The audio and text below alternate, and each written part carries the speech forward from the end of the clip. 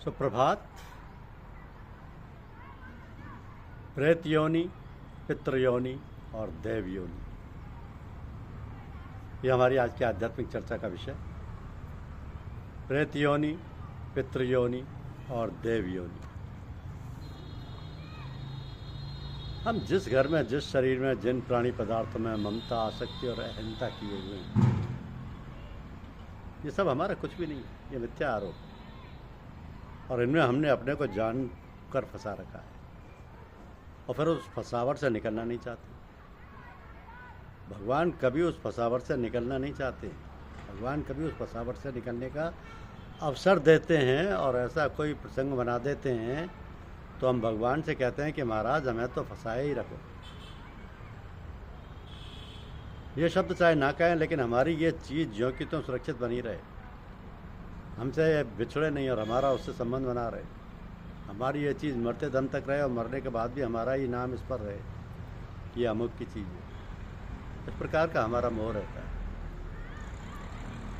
चीज़ छूटती है और छूट जाने के बाद अगर मोह रहा, ममता रही, तो अगली योनियों, प्रेत योनि, पितृ योनि, देव योनि में भी उसकी स्मृति रहती है, ममता रहती है और दुख रहता है, लेकिन कोई उपाय नहीं रहता। इसलिए यहाँ का हिसाब किताब उस राजा की भांति कि साल भर रहना है फिर छोड़ देना है, इस तरह रहे। जो काम मिला उसे ईमानदारी से करे, परंतु कहीं अपने मन को अटकाए नहीं, कहीं फंसे नहीं तो छूटने में कठिनता होगी, छोड़ना पड़ेगा ही।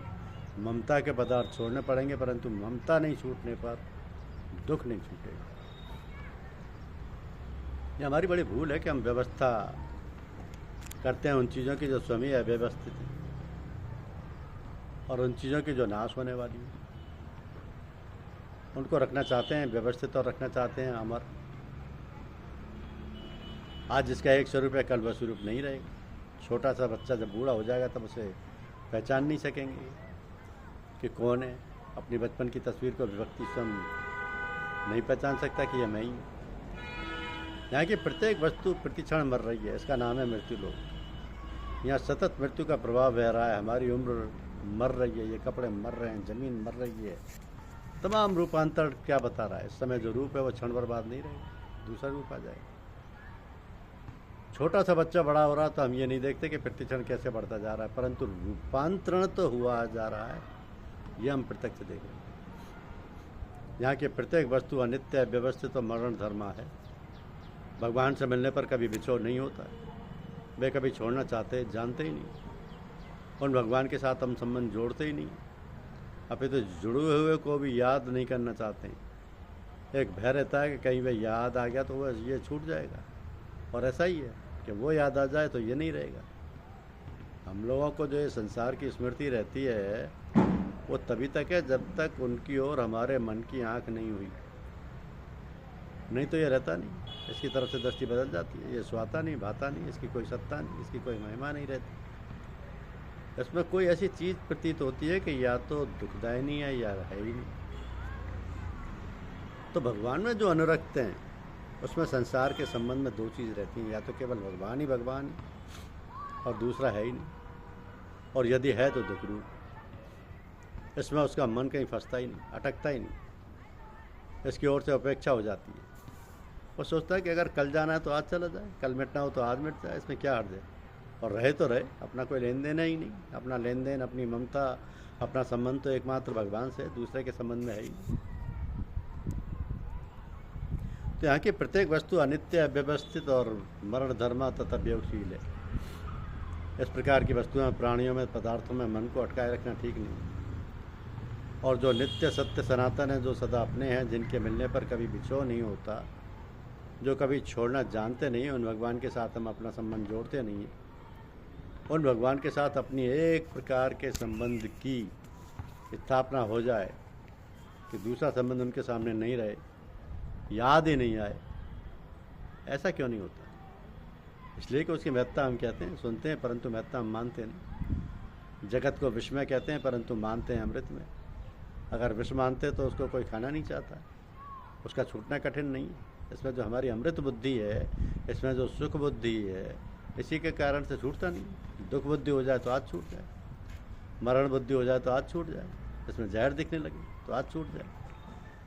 हम घर वालों को छोड़ देते हैं। यदि उन्हें अपने स्वार्थ में कोई विद्या, कोई विधा तक देखते हैं, ऑपरेशन करवा कर अंग कटवा देते हैं, कहते हैं यहाँ अब ठीक नहीं, यहाँ बहुत लुटेरे आकर बस गए और लूट लेंगे। यद्यपि घर पुराना है, फिर भी छोड़ो उस घर को, नया घर बसाओ। यहाँ रहेंगे तो बड़ी बुराई होगी। लोग अपना घर छोड़ देते हैं, बाप दादाओं की ज़मीन छोड़ देते हैं। क्यों छोड़ देते हैं? इसलिए कि उसमें दुख की संभावना होगी, इसलिए छूटना कठिन नहीं है। त्याग और साधना ये दोनों किसी नई वस्तु की प्रबल इच्छा होने पर सहज हो जाती है। कोई धन का लोभी नया कारोबार शुरू करे तो मन लगता नहीं, जगह भी अच्छी नहीं, पानी नहीं मिलता, परंतु वह काम करना, तब उसमें समीचीन बुद्धि, रस बुद्धि हो जाती है। और यह कि बहुत बड़ा अच्छा है, पैसा आ रहा है। इसी प्रकार साध्य में सद्बुद्धि हो, साध्य में प्रिय बुद्धि, मधुर बुद्धि हो, तो उसके अनुकूल साधना के ग्रहण में, साधनों के ग्रहण में और प्रतिकूल के परित्याग में जरा भी कठिनता नहीं होती। अपने आप वे सत्य हैं। प्रतिकूल का परित्याग अपने आप होता है। हम पैसा कमाना चाहते हैं तो यदि जहाँ से पैसा जाता हो वहाँ अपने आप छूट जाता है, उसे नहीं करना चाहते, और जहाँ से आता हो वो अपने आप मन लग जाता है। उसमें अनुकूल बुद्धि होती है और उसमें प्रतिकूल बुद्धि होती है। इस प्रकार भगवान हमारे परम धन है। एक महात्मा ने गीता के श्लोक का अर्थ किया कि आर्तो जिज्ञासुर्थार्थी ज्ञानी च भरतर्षभ। उन्होंने कहा कि हम इसका अन्वय करके पलटें। क्यों? ऊंचा नीचा सिद्ध करने के लिए बोले। अर्थार्थी को पहले लाओ, क्योंकि अर्थार्थी तो किसी लाभ की आशा से, अर्थ की इच्छा से बचता है, दुख के मारे उससे रहा नहीं जाता। अर्थार्थी नीचा, उससे ऊंचा आर्थ, उससे ऊंचा जिज्ञासु, और ज्ञानी महान ज्ञानी ऊंचा। उन महात्मा ने कहा कि हम तो इसका सीधा अर्थ देखेंगे, अपनी अपनी दृष्टि है। भगवान ने क्या कहा ये तो भगवान जाने, परंतु हम तो अपनी दृष्टि से समझते हैं। उन्होंने कहा अर्थार्थी का अर्थ हम जगत के अर्थ से करें, ये ठीक नहीं है, ये तो अनर्थ है। श्रीमद् भागवत में आया कि ये जो अर्थ है ये तो अनर्थ है, वस्तुतः वह अनर्थ है, किंतु नाम इसका रख दिया अर्थ। धन के गुलामों ने इसका नाम अर्थ रख दिया। इससे प्रत्यक्ष 15 अनर्थ पैदा होते। ये भागवत के 11 स्कंद में उन्होंने, महात्मा ने कहा कि हम तो जैसा है वैसा ही अर्थ रखेंगे। आर्तो जिज्ञासूर्थार्थी ज्ञानी च भरतर्षभ है। भगवान की प्राप्ति के लिए जो आर्त हो रहा है, जिसके प्राण रो रहे हैं भगवान को पाने के लिए, वह तो आर्त है। जो दुख को बुलाना चाहता है वो आर्त कैसे है? वह तो मूर्ख है। जो अपने घर में आग लगाने के लिए दियासलाई मांगते हैं, जो मर जाने के लिए जहर मांगे, गिर पड़ने के लिए गड्ढा खोदें, वह बुद्धिमान नहीं है। जो अर्थ को चाहे वो अर्थार्थी नहीं, बेवकूफ़ है। अर्थार्थी कौन? जो वास्तविक अर्थ को चाहे। और आर्त कौन? जो उसके लिए आतुर हो। इसलिए पहले लिया अर्थ को। तो जैसे गोपियाँ भगवान को ढूंढ रही हैं, अंतर्ध्यान होने पर वे बड़ी आतुर थी, उनके प्राण रो रहे थे। कहीं पर वहाँ न बनावट थी न दिखावट थी, उनके प्राणों का करुण क्रंदन था। तो भगवान के लिए प्राण रो उठे, तब भगवान मिल जाते हैं। किसी की आंखों में चाहे आंसू आए, चाहे सूख जाएं, दुख के आंसू गर्म होते हैं, प्रेम के आंसू शीतल होते हैं। एक आंसू विज्ञान है, उसमें कि जिस प्रकार के अंदर के भाव होते हैं और आंसुओं में जो भाव गर्म होते हैं, उन्हें भावों के आंसुओं में जो प्रादुर्भाव होता है वही।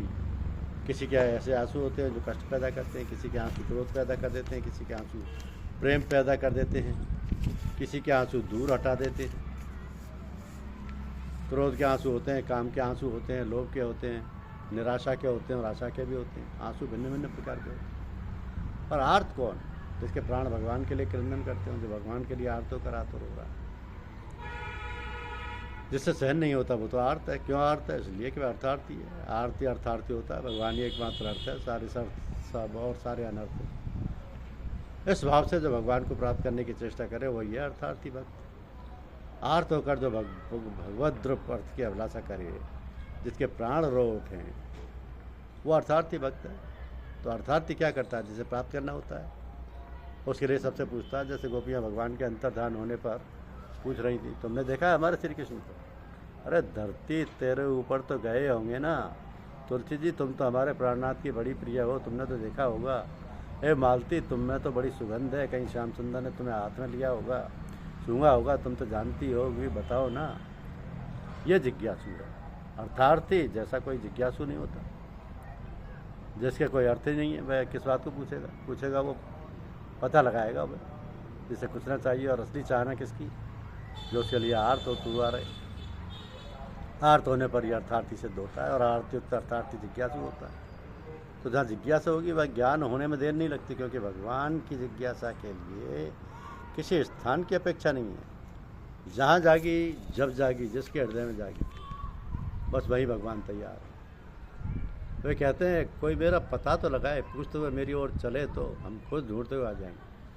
जब भगवान ने देखा कि गोपांगना व्याकुल हो गई हैं, तब उन्हीं के बीच में उन्हें देखने लगे। गोपियों ने कहा हम तो ढूंढ रही थी। भगवान ने कहा मैं तो यहीं था, गया कहाँ था, मैं देख रहा था कि तुम लोग क्या क्या कर रहे। तो जिज्ञासु भक्त को भगवान की जानकारी हो जाती है। जानकारी क्या प्राप्त हो जाती है?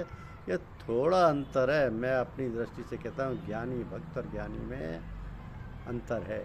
ज्ञानी भक्त के लिए प्रपद्यते कहने की आवश्यकता ही नहीं है, सब में भगवान है। इस बुद्धि से, इस प्रकार से ज्ञानी भक्त मेरे शरण होता है, मुझे भजता है। जो चतुर्भुज भक्तों की श्रेणी में नहीं है वो भजता नहीं है। वो क्यों भजे? उसका स्वारस्य न भजने में, इसलिए माँ प्रपद्यते यहाँ पर है। गीता में जो माम शब्द आया वो भगवान श्री कृष्ण के लिए। मुझ श्री कृष्ण को सर्वत्र देख कर के भजता है वे महात्मा है, और ये सदुर्लभ महात्मा है। यही अंतर है। धन्यवाद। यूट्यूब चैनल को लाइक और सब्सक्राइब अवश्य कीजिए। शुक्रिया।